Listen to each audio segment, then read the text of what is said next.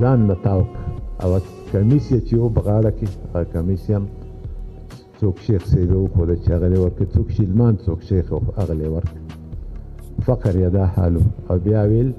چې راته ویل چې ما ته په دې کټ کې ما کېنه ویل ماله غسل راکړی غسل یې موله ورکړه باقاعده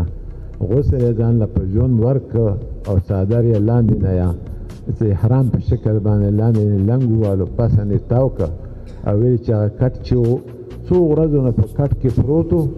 او کټ دا بون چې دی بون کټ و ټول یې په دې بدن کې ننوتلی او چاپونه یې پکې کړي وو چې ما ورته چې قربان ستاسو دا بدن خو هسې ډېر کمزوری دی 40 ورځې وشي په دې کټ کې ناست دی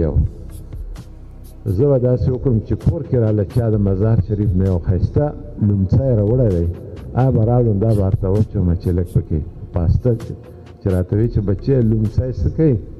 هغه په سړکو کې چې خلک کوي هغه ته څه وایي چې ما ورته چې وروړی چې وایي چې وروړی راله راوړه دا راته پکې واچو ته راته کټ پسته یې دا یې د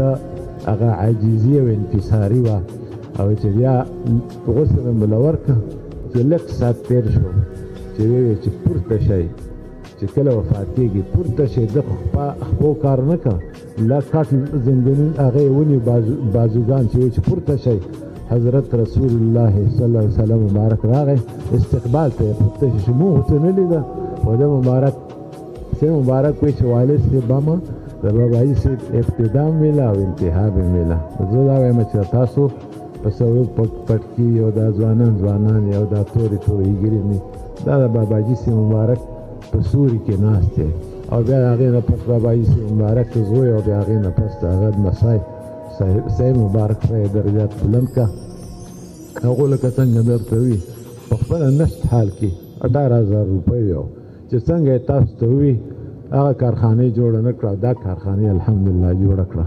او دې کارخانه کې الحمدلله هغه برکات دي نو تاسو ته به دا ګزارش دی چې دنیا چې ده که نه دنیا